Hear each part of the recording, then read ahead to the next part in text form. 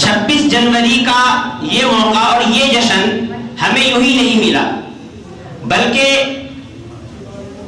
हिंदुस्तान को आजाद कराने के लिए हमारे अकाबिरीन ने, हमारे बड़ों ने बड़ी जिद्दोजहद की, बड़ी कुर्बानियां दी, जानों के नजराने पेश किए, माल कुर्बान किया और जान भी कुर्बान की।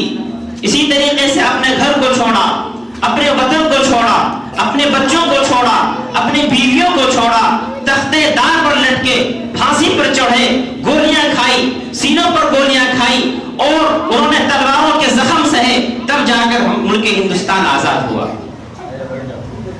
हमारे अकाबिरीन की बड़ी कुर्बानियां रही हैं।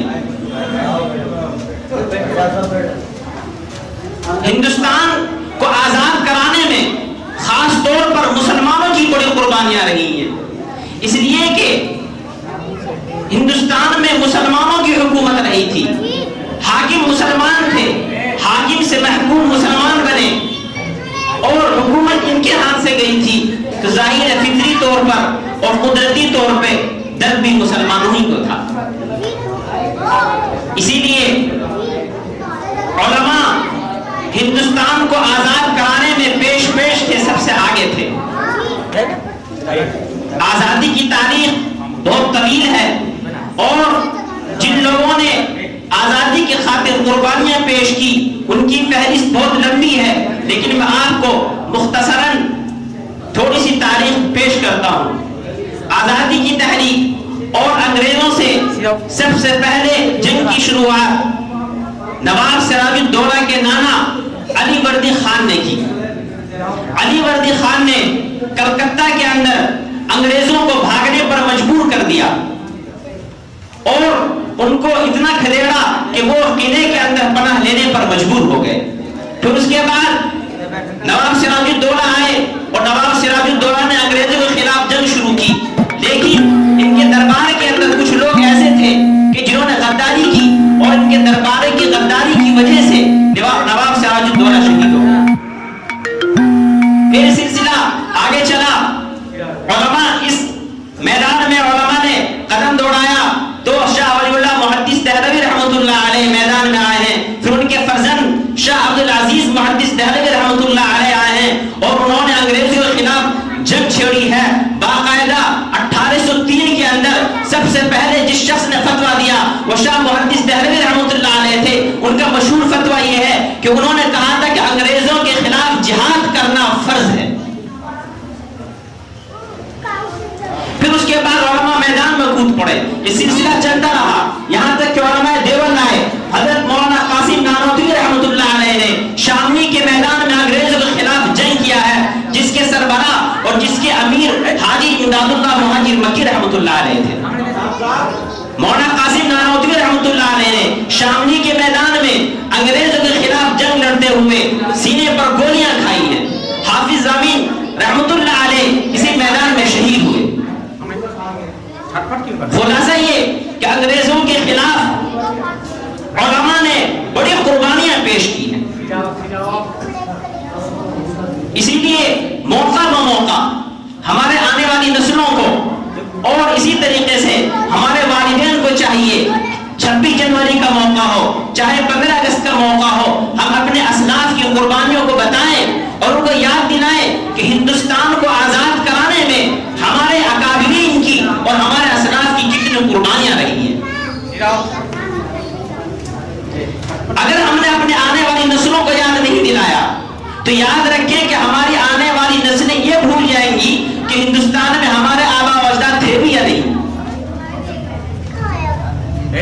इसी तरीके से चूंकि आज यौम जमहूरिया है और आज ही के दिन चूंकि कानून भी बना और सबको आजादी दी गई, अगरचे अब वो आजादी हमसे छीनी जा रही है, लेकिन हमें कानून के तहत और कानून में रहकर अपनी आजादी का तहफ्फुज़ करना है और जो हमें आजादी दी गई है उसके लिए हमें लड़ना है और जो कानून बनाया गया उस कानून के लिए, उसी कानून के तहत हमें इस हिंदुस्तान के अंदर जिंदगी गुजारनी है। हम कोई भी कानून हो या कोई भी घरेलू कानून हो या मुल्की कानून है, कानून की हिफाजत اس وقت تک ہوتی ہے جب تک قانون پر ہم عمل کریں. قانون پر اگر ہم عمل کرنا چھوڑ دیں گے تو قانون کی حفاظت نہیں ہوگی.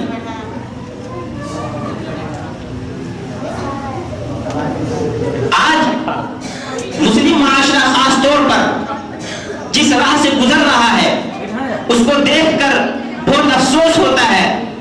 آج ہمارا مسلم معاشرہ ارتداد کی ڈگر پر ہے.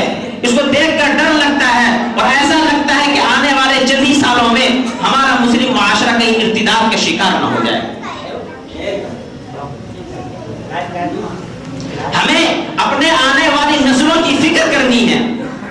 ہمیں اپنے آنے والی نسلوں کے بارے میں سوچنا ہے کہ کس طریقے سے ہمیں اپنا ایمان بچایا جائے, کس طرح سے ہمیں اپنے ایمان کا تحفظ کرنا ہے, اپنی شریعت کا تحفظ کرنا ہے اور اپنے ایمان پر جمے رہنا ہے. یہ ہمیں سوچنا پڑے گا, سر جوڑ کر بیٹھنا پڑے گا.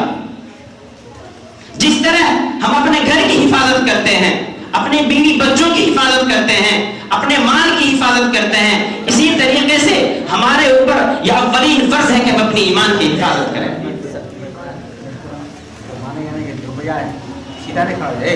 اس موقع پر مجھے ایک چھوٹا سا واقعہ یاد آتا ہے کہ ایک خاتون ایک جلسے میں آئی ہوئی تھی اور بڑی غمزدہ بیٹھی ہوئی تھی, بہت پریشان تھی. تو دوسری خاتون نے ان سے پوچھا کہ بہن کیا بات ہے, کیوں اتنی پریشان ہو رہی ہو, ہمیں تو کچھ بتاؤ.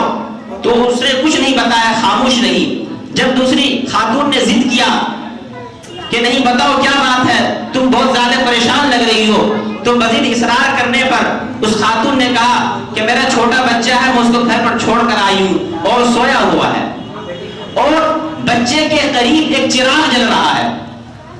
اب مجھے ڈر لگ رہا ہے کہ کہیں بچہ سو کر اٹھے اور چراغ کے قریب جا کر اپنے بدن میں وہ آگ نہ لگا لے. تو دوسری خاتون نے کہا بہن کیسی بات کر رہی ہو, اتنا چھوٹا بچہ اور اتنی دور جا کر وہ اپنے بدن میں کیسے آگ لگا سکتا ہے, وہ تو صحیح سے چل بھی نہیں پاتا ہوگا. اس عورت نے کہا کہ تم اس بات کو نہیں سمجھو گی, میں اس کی ماں ہوں, جو درد میرے دل کے اندر ہے وہ درد تمہارے دل میں پیدا نہیں ہو سکتا. میں آپ حضرات سے پوچھنا چاہتا ہوں, میں والدین سے کہنا چاہتا ہوں کہ ہمارے دل کے اندر یہ درد پیدا کیوں نہیں ہوتا کہ ہم اپنے بچوں کو دینی تعلیم دلائیں. ہمارے دل کے اندر یہ درد کیوں پیدا نہیں ہوتا کہ ہم اپنے بچوں کو ایک اچھا انسان بنائیں, محمد عربی رسول اللہ صلی اللہ علیہ وسلم کی سنتوں پر عمل کرنے والا بنائیں. یاد رکھیں, اگر ہم نے اپنے بچوں کو, اپنی آنے والی نسل کو دینی تعلیم سے آشنا نہیں کروایا, دینی تعلیم نہیں دلوائی, تو یاد رکھیں آنے والی نسل ہماری کہیں مشرک نہ ہو جائے. اگر ہم نے اللہ کی احکام سے نافرمانی کی, روگردانی کی, تو یاد رکھیں کہ اللہ کا عذاب بھی بہت سخت آتا ہے. اللہ کا ایک قانون ہے, اللہ کا ایک اصول ہے کہ جب کوئی قوم اللہ کی نافرمانی کرتی ہے اور آزادی کی حالت میں جب کوئی قوم اللہ کے احکام پر بآسانی عمل کر سکتی ہو لیکن نہ کرتی ہو, آزادی کی حالت میں بآسانی نماز پڑھ سکتی ہو لیکن نہ پڑھتی ہو, جب کوئی قوم آزادی کی حالت میں بآسانی روزے رکھ سکتی ہو لیکن نہ رکھتی ہو, جب کوئی قوم آزادی کی حالت میں بآسانی آپ صلی اللہ علیہ وسلم کی سنت پر عمل کر سکتی ہو لیکن نہ کرتی ہو, جب آزادی کی حالت میں قرآن کریم کی تلاوت کر سکتی ہو لیکن نہ کرتی ہو, تو یاد رکھنا پھر ایسے حالات اللہ تعالیٰ لاتا ہے کہ تم چاہو گے بھی ان سب پر عمل کرنا, پھر عمل نہیں کر سکو گے. تاریخ اس بات کی گواہ ہے. اسپین کے اندر مسلمانوں کی 800 سالہ حکومت رہی, لیکن وہ چند مہینوں میں یوں ہی اڑ گئی, چونکہ وہاں کے مسلمانوں نے اپنے دین کا, اپنے ایمان کا اور اپنے قانون کا تحفظ نہیں کیا. اس لیے میرے بھائیوں, بس میں آپ حضرات کو یہی پیغام دوں گا کہ اب آپ اپنے قانون کا تحفظ کریں, خاص طور پہ اپنے ایمان کا تحفظ کریں. آپ کو جو حق ملا ہے اس حق کو آپ استعمال کریں, اور یہ حق استعمال ہوگا تعلیم سے. جب آپ پڑھیں گے, لکھیں گے, تو آپ کو معلوم ہوگا کہ ہمیں کیا حق دیا گیا ہے, ہمارا کیا حق ہے قانون کے اندر، ہمیں کیا سویدھا دی گئی ہے، ہمیں کیا سہولتیں دی گئی ہے۔ میں مبارکباد پیش کرتا ہوں نظیم احمد صدیقی صاحب کو کہ انہوں نے اس طرح کا نظام چلایا۔ جب میں یہاں اس سے پہلے آیا تھا تو یہ مکتب یہ ادارہ مدت رضاعت میں تھا۔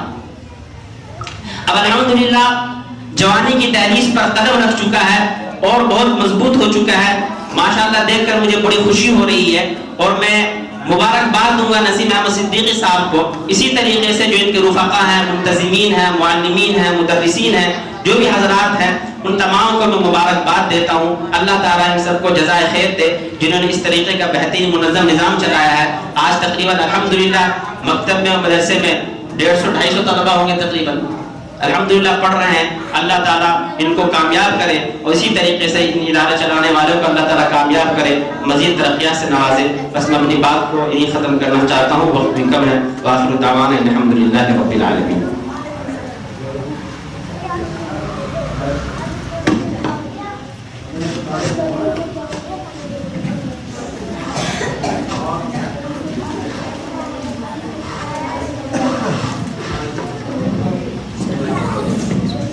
کہاں ہیں آج وہ شمع وطن کے پروانے، کہاں ہیں آج وہ شمع وطن کے پروانے، بنے ہیں آج حقیقت انہی کے افسانے۔